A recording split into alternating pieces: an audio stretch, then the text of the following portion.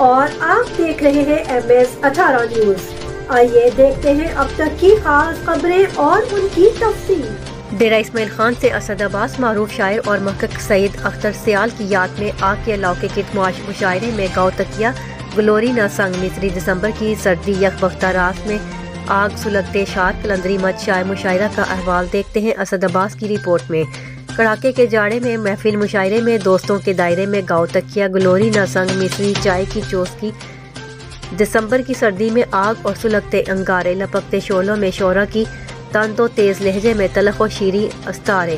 یہ ہے احوال ڈیرہ اسماعیل خان میں ہونے والے مشاعرہ کا۔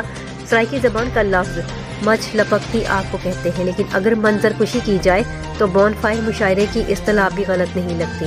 مشاعرے میں نوجوان نسل کے نمائندے شعراء تہذیب آفی، مستم خان، ظہیر احمد ماہروی، اصغر گرمانی، کاظم حسین اور مخمور قلندری سمیت کئی شعراء نے مشاعرہ پڑھا۔ مشاعرے میں ہنستے ہنساتے ملکی حالات حاضرہ کی دہائی دی گئی۔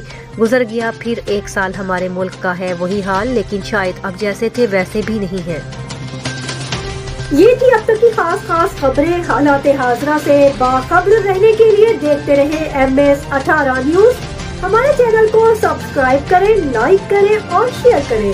بیل آئیکن کو دبانا مت بھولیں تاکہ ہمارے پروگرام بر وقت آپ تک پہنچ سکے۔ مجھے دیجیے اجازت، اللہ حافظ۔